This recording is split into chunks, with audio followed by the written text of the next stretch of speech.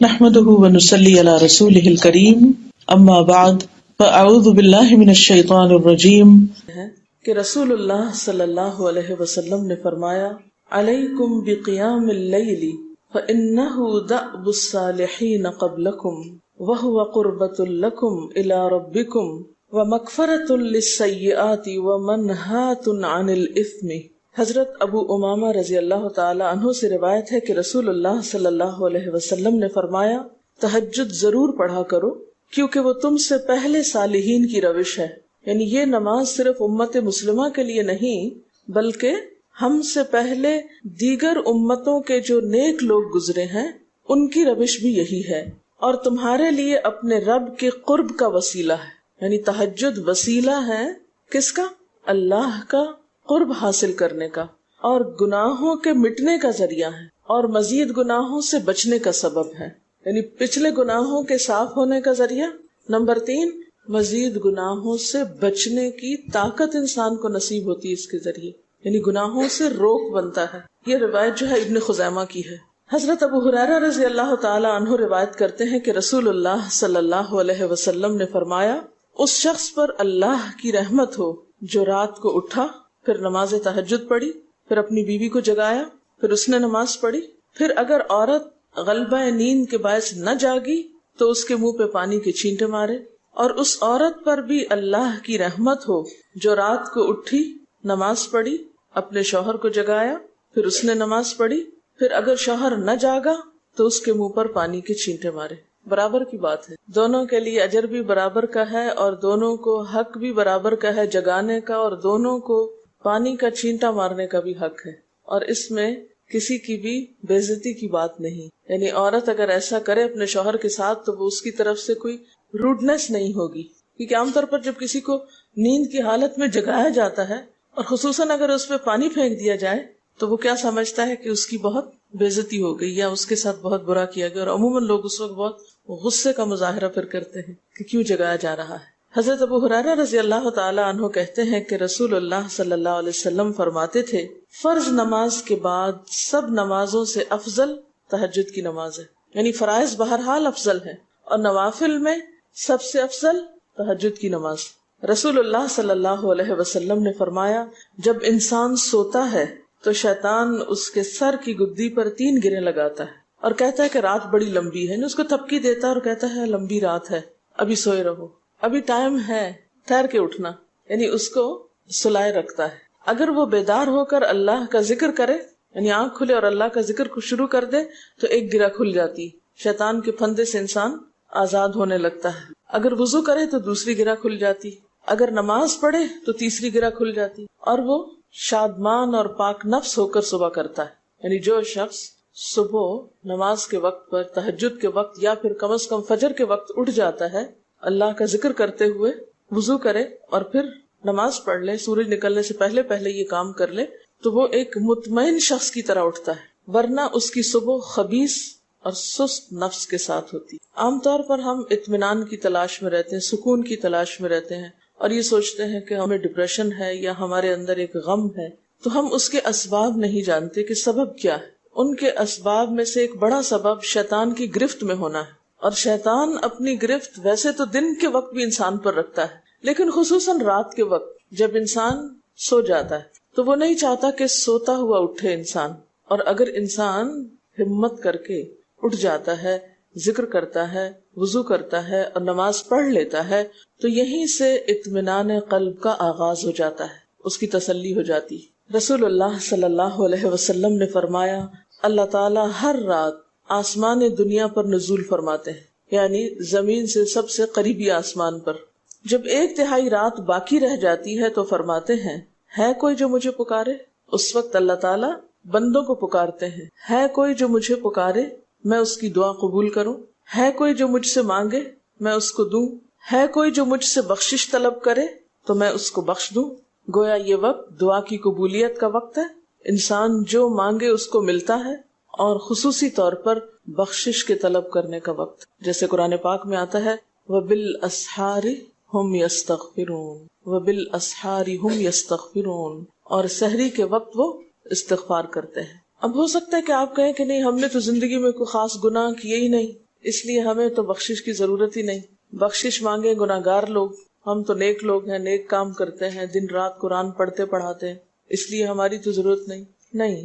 نبی صلی اللہ علیہ وسلم جن کے اگلے پچھلے سب قصور معاف کر دیے گئے تھے، وہ اتنا لمبا قیام کرتے تھے کہ ان کے قدم مبارک سوج جاتے تھے. حضرت مغیرہ فرماتے ہیں رسول اللہ صلی اللہ علیہ وسلم نے اتنا لمبا قیام کیا رات کو کہ آپ کے پاؤں سوج گئے.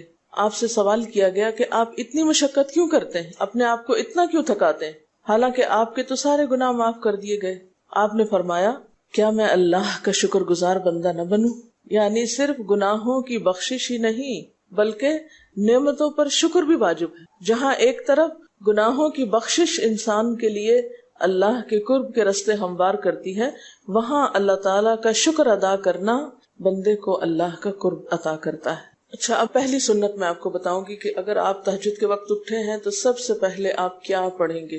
حضرت عائشہ رضی اللہ تعالیٰ عنہا فرماتی ہیں کہ رسول اللہ صلی اللہ علیہ وسلم جب رات کو تہجد کے لیے اٹھتے تو یہ پڑھتے 10 بار اللہ اکبر، 10 بار الحمدللہ، 10 بار سبحان اللہ و بحمدہ، 10 بار سبحان الملک القدوس، 10 بار استغفر اللہ، 10 بار لا الہ الا اللہ، اور پھر 10 بار اللہم اعوذ بک من ضیق الدنیا و ضیق یوم القیامہ. میں تیری پناہ میں آتا ہوں دنیا کی تنگی سے اور قیامت کے دن کی تنگی سے. اللہم اعوذ بک من ضیق ضاد یہ قاف من ضیق الدنیا و ضیق یوم القیامہ، یہ بھی 10 بار. اور پھر فرماتے اللہم اغفر لی واہدنی وارزقنی وعافنی. پھر وضو کرتے اور تہجد شروع کرتے، یعنی یہ بھی وضو سے پہلے آپ پڑھ لیتے تھے. تو آپ کیا کر سکتے ہیں، جیسے آنکھ کھلی ہے بستر پر لیٹے ہیں تو بعض اوقات ایسا ہوتا ہے نا کہ انسان سوچتا ہے اچھا ایک سائڈ پہ سو کے اتنے تھکے ہوئے ہوتے ہیں کہ آپ ایک دم نہیں اٹھ پاتے. حالانکہ آپ صلی اللہ علیہ وسلم کے نیند سے بیدار ہونے کا طریقہ کیا تھا کہ جب آپ اٹھتے تھے تو یکدم اٹھتے تھے، سستی کے مارے نہیں کہ کبھی ایک طرف لیٹ گئے پھر دوسری طرف سو گئے پھر دائیں طرف پھر بائیں طرف، نہیں. جب جاگنے کا وقت ہوتا تھا تو آپ فوراً اٹھ جاتے تھے. لیکن بسا اوقات ایسا ہوتا ہے کہ انسان تھکا ہوا ہوتا ہے، سائڈ بدل کے دوسری طرف کو ذرا لیٹتا ہے، تو یہ لیٹے لیٹے بھی آپ اذکار پڑھ سکتے ہیں. ٹھیک ہے، اور یہ سب آپ کو آتے ہی ہوں گے سوائے ایک وہ ذکر کے اللہم اعوذ بک من ضیق الدنیا و ضیق یوم القیامہ. اور ترتیب آپ یاد کر لیں اپنے بیڈ سائڈ ٹیبل پہ یا بیڈ پہ یا کہیں بھی، یہ نوٹس کسی پین کے ساتھ لکھ کے لگا دیں، چپکا دیں، اور جب یاد ہو جائے تو پھر اتار دیں، جب عادت بن جائے تو ہٹا دیں وہاں سے. ٹھیک ہے نا، جتنے دن عادت نہیں بنتی اتنے دن اپنے یادداشت کے لیے رکھ لیں. اسی طرح نیند سے اٹھ کر لا الہ الا اللہ وحدہ لا شریک لہ لہ الملک ولہ الحمد وہو علی کل شیء قدیر الحمد للہ وسبحان اللہ واللہ اکبر ولا حول ولا قوۃ الا باللہ. یہ بھی پڑھ سکتے ہیں. اچھا، ضروری نہیں کہ سب کچھ ایک ہی دن میں پڑھ لیں، یہ بھی آپ کر سکتے ہیں کہ ایک دن میں ایک چیز پڑھ لیں، دوسرے دن دوسری پڑھ لیں، تیسرے دن تیسری پڑھ لیں. ٹھیک ہے نا. اور اگر ساری ایک دن بھی پڑھنا چاہیں، دیکھیں وقت کی بات ہے نا، ہو سکتا ہے اس وقت عمر کے اس حصے میں آپ پہ بہت ذمہ داریاں ہوں، آپ یہ سب کچھ نہ پڑھ سکتے ہوں. لیکن زندگی کا ایک ایسا وقت بھی آتا ہے جب انسان بوڑھا ہو جاتا ہے، جب اس کے اوپر باقی ذمہ داریاں کم ہو جاتی ہیں، پھر نیند بھی کم ہو جاتی ہے، پھر زیادہ عبادت کا موقع ملتا ہے. تو ایسے میں جب انسان کے پاس عبادت کے لیے وقت اور موقع زیادہ ہو تو پھر یہ ساری چیزیں بھی پڑھ لیں. ٹھیک ہے نا. پھر اسی طرح یعنی یہ جو روایت ہے کہ جس میں آپ صلی اللہ علیہ وسلم نے فرمایا جو شخص نیند سے جاگے، اور یہ تہجد کے وقت ہی نہیں، اگر فجر کے لیے بھی آپ اٹھ رہے ہیں تو یہ دعا پڑھ سکتے ہیں لا الہ الا اللہ وحدہ لا شریک لہ، اور پھر الحمدللہ وسبحان اللہ واللہ اکبر ولا حول ولا قوۃ الا باللہ. پھر کہے اللہم اغفر لی، پھر کیا پڑھے اللہم اغفر لی. یا کوئی اور دعا کرے تو قبول ہوگی، اور اگر وضو کر کے نماز پڑھے تو وہ بھی قبول کی جائے گی. صبح اٹھتے ہی اللہ کی تعریف. اور آپ کو معلوم ہے کہ یہ جو چوتھا کلمہ ہے نا لا الہ الا اللہ وحدہ، اس کو دعا بھی کہا گیا، حالانکہ اس میں صرف اللہ تعالیٰ کی حمد و ثنا ہے، اور یہ یوم عرفہ کی دعا ہے. حدیث میں آتا ہے کہ مجھے اور مجھ سے پہلے انبیاء کو اس دن کی جو بہترین دعا سکھائی گئی یعنی یوم عرفہ کی دعا وہ لا الہ الا اللہ وحدہ لا شریک لہ. حالانکہ اس میں مانگنے کی تو کوئی چیز ہی نہیں، صرف اللہ کی حمد و ثنا ہے. جیسے حضرت ایوب علیہ السلام نے کہا تھا انی مسنی الضر وانت ارحم الراحمین، مانگا کچھ نہیں، انت ارحم الراحمین انت ارحم الراحمین. اللہ تعالیٰ کی تعریف کر کے اللہ تعالیٰ کے نام کے ساتھ اس کو اگر انسان پکار لیتا ہے تو یہ بھی اس کے لیے بہت کافی. ایک اور روایت میں آتا ہے رسول اللہ صلی اللہ علیہ وسلم جب تہجد کے لیے اٹھتے، یعنی آپ ایک مرتبہ اٹھے، یعنی جو صحابی روایت کرتے ہیں، تو آپ نے بیٹھنے کے بعد آسمان کی طرف نظر کر کے سورۃ آل عمران کی آخری 11 آیات 190 سے لے کر 200 تک 11 آیتیں یہ پڑھی، ان فی خلق السماوات سے لے کر بالکل آخر تک. یعنی ضروری نہیں کہ کھڑے ہو کر آپ آسمان کی طرف دیکھیں، آپ اٹھے ہیں، چارپائی پہ بیٹھے ہوئے ہیں، ابھی وضو کے لیے نہیں گئے، بیٹھ کے آسمان کی طرف دیکھ کے پڑھ کے پھر اٹھ سکتے ہیں. اب اس میں آپ دیکھیں نا کہ انسانی نفس کی بھی ایک رعایت ہو جاتی ہے. لیٹے لیٹے آپ نے ایک ذکر پڑھ لیا، بیٹھ کے آپ نے دوسرا پڑھ لیا، پھر آپ وضو کو چلے گئے، تو اس میں وہ جو ایک طبیعت کی کسل مندی ہوتی ہے وہ بھی ساتھ ساتھ اللہ کے ذکر سے دور ہوتی جاتی ہے، اور ایک سٹیپ کے بعد دوسرا سٹیپ لینا بھی آسان ہو جاتا ہے. اچھا، اس میں آپ دیکھیں حکمت کیا ہے کہ آپ صلی اللہ علیہ وسلم نے کیا فرمایا کہ آسمان کی طرف دیکھ کے پڑھا جائے تاکہ اچھی طرح آنکھیں کھل جائیں. تو زبانی یاد کرنے کا مطلب یہ نہیں کہ آپ آنکھیں بند کر کے سوئے سوئے پڑھیں، کیونکہ بعض اوقات ایسا ہوتا ہے نا، آنکھ کھلتی ہے، ذکر شروع کرتے ہیں اور پھر پتہ ہی نہیں چلتا اور ذکر آدھے میں رہ جاتا ہے اور سو چکے ہوتے ہیں. اور پھر اگر آپ کو زبانی یاد نہیں ہوگی نا، دیکھ کے پڑھیں گے تو وہ الماری کی طرف ہی دیکھتے رہیں گے، آسمان کی طرف نہیں دیکھ سکیں گے، تو پھر سنت پوری نہیں ہو سکے گی. اور اسی طرح حضرت ابن عباس روایت کرتے ہیں کہ جب رسول اللہ صلی اللہ علیہ وسلم رات کو تہجد کے لیے کھڑے ہوتے تو اللہ پر تکبیر تحریمہ کے بعد یہ دعا پڑھتے، اللہم لک الحمد انت قیم السماوات والارض ومن فیہن ولک الحمد لک ملک السماوات والارض ومن فیہن ولک الحمد انت نور السماوات والارض ولک الحمد انت ملک السماوات والارض ولک الحمد انت الحق ووعدك الحق ولقاؤك حق وقولك حق والجنة حق والنار حق والنبيون حق ومحمد صلی اللہ علیہ وسلم حق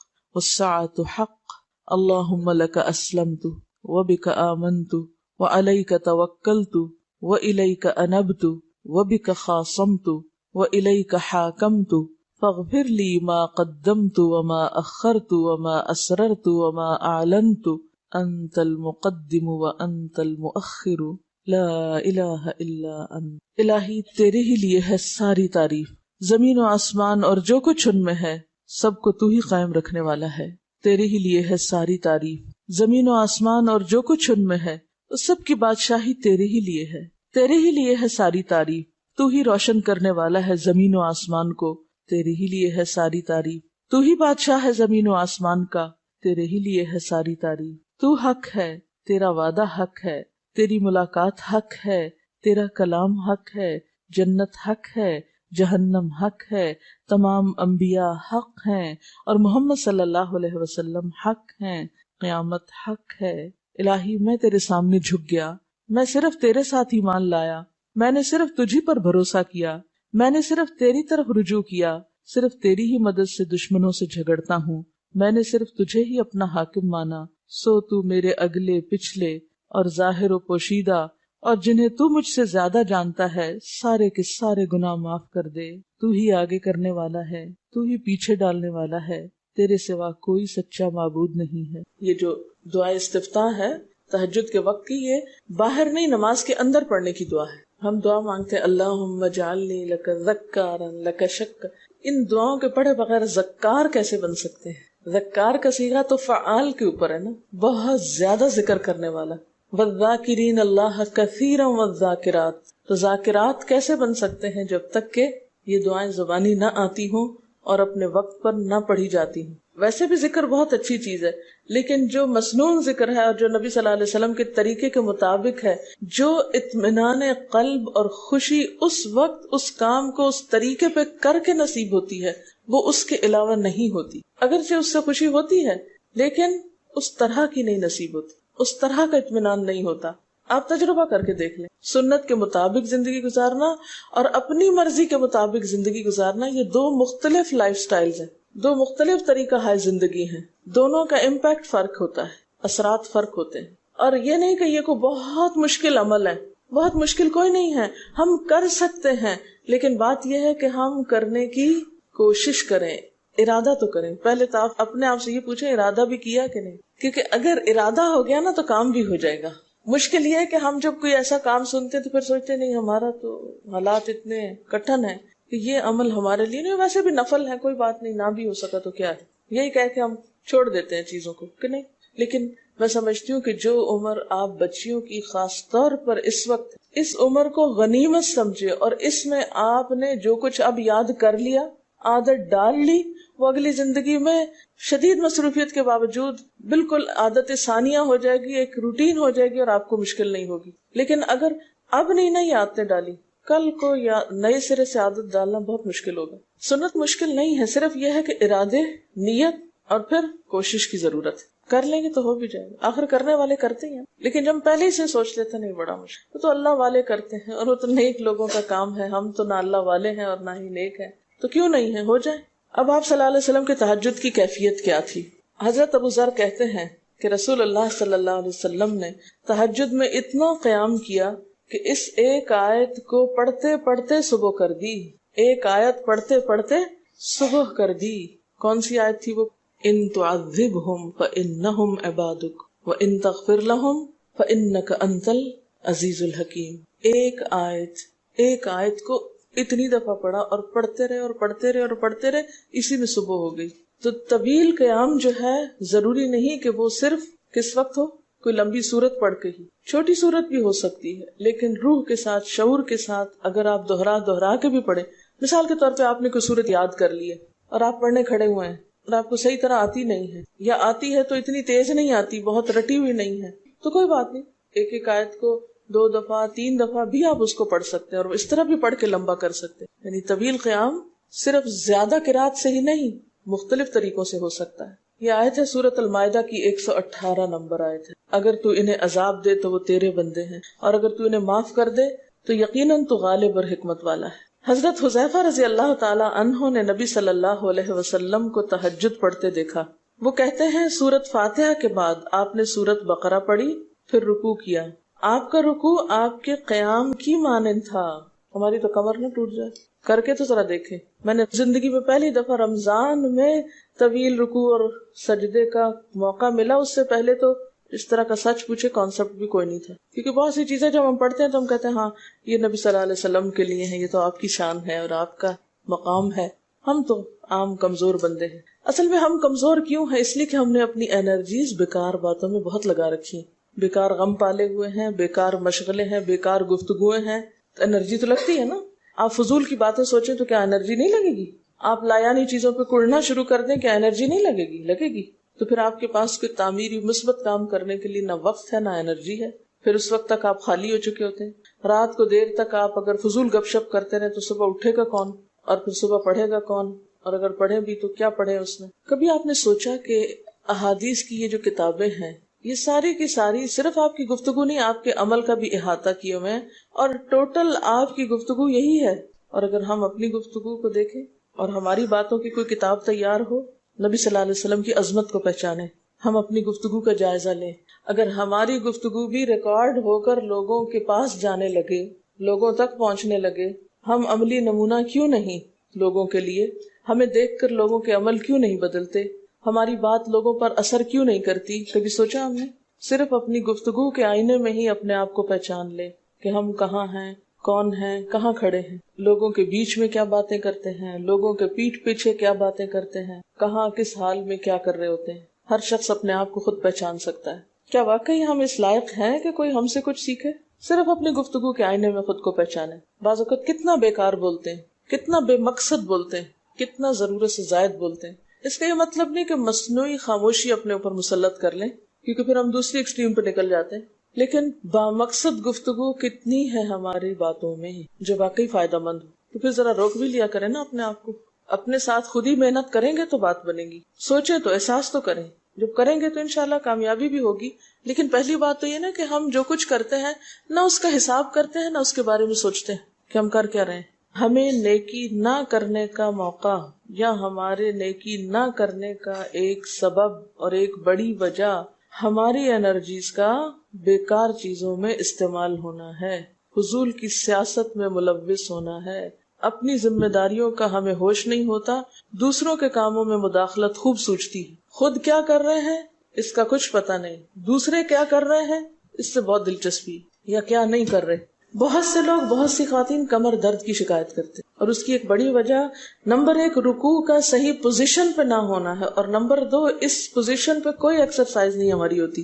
یہ بتا رہی ہیں کہ کسی کی کمر میں درد تھا اور ٹھیک نہیں ہوتا تھا کسی چیز سے، تو ڈاکٹر نے ان کو یہ مشورہ کیا کہ طویل رکوع اور طویل سجدے کریں. بیسٹ ایکسرسائز ہے، کر کے تو دیکھیں. اور اس میں آپ دیکھیے کہ صحیح پوزیشن پہ لائیں، بالکل اسٹریٹ رکھیں گردن اور کمر کو، پیٹھ اور گردن ایک لائن میں آنی چاہیے. بہت سے لوگ یوں ٹیڑھی کرتے ہیں، یوں کر کے بس کرتے ہیں، یہ غلط پوزیشن ہے، اس سے تو اور بیمار ہو سکتے ہیں. کئی لوگ سر پھینک دیتے ہیں نیچے کو، یہ بھی غلط پوزیشن ہے، اس سے بھی کام خراب ہوتا ہے. اگر آپ صحیح پوزیشن پہ رکوع لمبا کریں تو یقینی طور پہ کمر درد کا علاج ہے. پٹھے مضبوط ہوتے ہیں نا کمر کے، آپ اس کو روک کے رکھے ہوتے ہیں ایک سیدھی لائن میں. 2 فیٹ کے درمیان کا فاصلہ بھی بہت معتدل رکھیں، نہ تو بہت قریب رکھیں اور نہ بہت کھلا رکھیں، بالکل معتدل، جس میں آپ آرام سے سکون سے کھڑے ہو سکیں اور آپ کا بیلنس قائم رہے. بیلنس کو قائم کرنا بے حد ضروری. ٹھیک ہے. حضرت حذیفہ نے نبی صلی اللہ علیہ وسلم کو تہجد پڑھتے دیکھا. وہ کہتے ہیں کہ سورۃ فاتحہ کے بعد آپ نے سورۃ بقرہ پڑھی، پھر رکوع کیا. آپ کا رکوع آپ کے قیام کی مانند تھا، یعنی جتنا لمبا قیام تھا اسی طرح رکوع تھا. پھر آپ نے رکوع سے سر اٹھایا اور کھڑے ہو گئے، اور آپ کا قوما یعنی رکوع کے بعد اٹھنے کا وقت بھی کافی طویل تھا. ہم تو بعض اوقات اٹھ کے کھڑے نہیں ہوتے کہ نیچے چلے جاتے ہیں، تو وہ بھی طویل تھا. صرف 2 رکعتیں بھی آپ ایسی پڑھ لیں نا کافی. اگر عام دنوں میں نہ پڑھی جائے تو ویکینڈ پہ پڑھ لیں. ہمارا تو ویکینڈ پہ لمبا سونے کا پروگرام ہوتا ہے نا، تو چلے دوبارہ سو جائیں، لیکن ہفتے میں 1 دفعہ کر لیں. اگر روز نہیں بھی کر سکتے 2 دفعہ کر لیں، ٹوائس اے ویک کر لیں. پھر آپ کا سجدہ آپ کے قومے کی مانند تھا، یعنی جتنا آپ کھڑے ہوئے تھے اتنا آپ پھر سجدہ کیا. آپ دونوں سجدوں کے درمیان اپنے سجدے کی مانند بیٹھے تھے، یعنی 2 سجدوں کے بیچ میں بھی آپ اتنی دیر بیٹھے جتنی دیر آپ نے سجدہ کیا تھا. پس آپ نے 4 رکعتوں میں سورۃ بقرہ، آل عمران، نساء اور المائدہ پڑھی. ہمیں اگر خود نہیں بھی آتی اور کوئی پڑھانے والا اتنی لمبی ایک دفعہ بھی تراویح کوئی پڑھا دے یا کوئی نفل پڑھا دے تو ہم دوسری دفعہ اس کے پاس نہ پڑھیں. تقریباً 7.25 پارے بنتے ہیں، جس کو ایک منزل کہا جاتا ہے. ایک دن کے تہجد میں آپ نے اتنا پڑھا. اور یہ تو قرآن کی قرات تھی، لیکن بیچ کے وقفوں میں تسبیحات اور اللہ کی تعریف اور حمد و ثنا اور ذکر، یہ آپ پر بس تھا. یہ وہی کر سکتا ہے جس کو واقعی اللہ سے حقیقی محبت ہو، صرف دعوے کی حد تک نہیں. میں کہتی ہوں چلے روزانہ نہ صحیح، ہفتے میں 1 بار، ہفتے میں نہیں، مہینے میں 1 بار، مہینے میں نہیں تو سال میں، رمضان میں، کسی موقع پر کچھ تو اللہ سے تعلق آئے، کچھ تو قرب پائیں. ہر شخص کے بس میں نہیں کہ ہر روز ایسی عبادت کرے، کیونکہ اللہ کے رسول صلی اللہ علیہ وسلم کا بہرحال مقام کچھ اور تھا. لیکن کچھ شوق، کچھ حسرت، کچھ تو دل میں ہونا ہی چاہیے، کوئی نیت، کوئی ارادہ، کوئی عزم، اور پھر اس کے لیے کوشش. تو وقت بچے گا کچھ آپ کے پاس فالتو باتوں کے لیے، فضول چیزوں کے لیے، کچھ سوچنے کے لیے، ٹینشن کے لیے بچے گا کچھ؟ سب کچھ بھاگ جائے گا، کچھ بھی نہیں بچے گا. کیونکہ ان عبادی لیس لک علیہم سلطان، میرے بندے ان پہ اے شیطان تیرا کوئی زور نہیں چلتا. بس چلتا ہی نہیں ان پہ تیرا، سارا زور ہی ان پہ چلتا ہے جو فالتو ہوتے ہیں. فالتو ذہن جو ہوتا ہے وہ شیطان کا گھر ہوتا ہے. حضرت حذیفہ بیان کرتے ہیں کہ میں ایک رات آپ صلی اللہ علیہ وسلم کے ساتھ نفلی نماز میں شریک ہو گیا. آپ نے سورۃ بقرہ شروع کر دی. میں نے سوچا کہ آپ 100 آیات پڑھ کر رکوع میں چلے جائیں گے، مگر آپ پڑھتے گئے. میں نے خیال کیا کہ سورۃ بقرہ کو 2 رکعتوں میں پڑھیں گے، لیکن آپ پڑھتے رہے. آپ نے سورۃ بقرہ ختم کر کے سورۃ نساء شروع کر دی، پھر ختم کر کے آل عمران پڑھنی شروع کر دی، اس کو بھی ختم کر دیا. آپ نہایت آہستگی سے پڑھتے جاتے تھے. جب ایسی آیت تلاوت کرتے جس میں سبحان اللہ کہنے کا حکم ہوتا ہے، جیسے سبح بحمد رب، جیسے مثال کے طور پر، تو سبحان اللہ کہتے. اگر کچھ مانگنے کا ذکر ہوتا تو سوال کرتے، اگر پناہ مانگنے کا ذکر ہوتا تو اعوذ باللہ پڑھتے. اس حدیث سے یہ بھی پتہ چلتا ہے کہ سورتوں کی ترتیب ضروری نہیں، کیونکہ آپ نے پہلے النساء پڑھی پھر آل عمران پڑھی. یہ جو ہر وقت لوگ پیچھا کیے رکھتے ہیں نا، بعض اوقات تو بہت ضد کرتے ہیں کہ آپ نے پہلی رکعت میں یہ پڑھائی تھی تو دوسری میں یہ کیوں پڑھا دی. یہ تو سنت میں ملتا ہے کہ پہلی رکعت طویل ہے دوسری کے مقابلے میں، لیکن یہ لازم نہیں کہ جو پہلی میں پڑھے اس کے بعد آگے والی صورتوں میں سے پڑھے، پیچھے والی بھی سے نہیں پڑھ سکتے. رسول اللہ صلی اللہ علیہ وسلم نے عبداللہ بن عمرو سے کہا، مجھے بتلایا گیا ہے کہ تم ساری رات نفل پڑھتے اور دن کو روزہ رکھتے ہو. اگر تم ایسا کرو گے تو تمہاری آنکھ کمزور اور طبیعت سست ہو جائے گی. یعنی ہر روز روزہ اور ہر رات جگراتا تمہاری جان اور تمہارے بال بچوں کا بھی تم پر حق ہے. اس لیے روزہ رکھو اور افطار بھی کرو، اور رات کو قیام کرو اور سو بھی. یعنی ساری رات تہجد پڑھنا یا نفل پڑھنا پسندیدہ نہیں ہے، رات کو سونا بھی پسندیدہ ہے۔ ہمارے ہاں 27ویں رات کو پوری رات جاگنا لازم سمجھا جاتا ہے، تو نبی صلی اللہ علیہ وسلم سے کوئی رات بھی پوری کی پوری جاگنا ثابت نہیں، کیونکہ اگر انسان صرف جاگتا ہی جاگتا چلا جائے تو وہ آسان ہوتا ہے، ایک دفعہ سو کے پھر اٹھنا جو ہے نا وہ اصل میں نفس کا امتحان ہوتا ہے، وہ مشکل ہوتا ہے۔ اسی طرح نبی صلی اللہ علیہ وسلم 3 دن سے کم میں قرآن مجید ختم کرنا پسند نہیں فرماتے تھے۔ آپ نے حضرت عبداللہ بن عمرو سے فرمایا کہ 1 ماہ میں پورا کر لو۔ انہوں نے عرض کی میں اس سے زیادہ تلاوت کی طاقت رکھتا ہوں، تو فرمایا 20 دن میں کر لو۔ ان کا میں اس سے زیادہ کی طاقت رکھتا ہوں، فرمایا 7 دن میں ختم کر لیا کرو، اس سے زیادہ کی اجازت نہیں، یعنی وہ ایک منزل کر کے۔ صحابہ کرام چونکہ اس زمانے میں مصحف اس طرح تھوڑی چھپے ہوئے تھے کہ کتابوں کی شکل میں ہوں، جو قرآن تھا لوگوں کے سینوں میں تھا، یاد کیے ہوئے تھے، اور وہ یاد کیا ہوا کہیں صبح کے وقت الگ بیٹھ کے نہیں پڑھا کرتے تھے، وہ کہاں پڑھتے تھے؟ تہجد میں نماز کے اندر پڑھا کرتے تھے۔ اب یہ تو ہم لوگوں کی مشکل ہوگی نا کہ ہمیں آتا کچھ نہیں زبانی، تو پھر ہم دیکھ کے پڑھتے ہیں تو نماز میں پھر وہ مشکل ہوتا ہے، تو الگ رکھ کے پھر اس کو پڑھ رہے ہوتے ہیں، ٹھیک ہے۔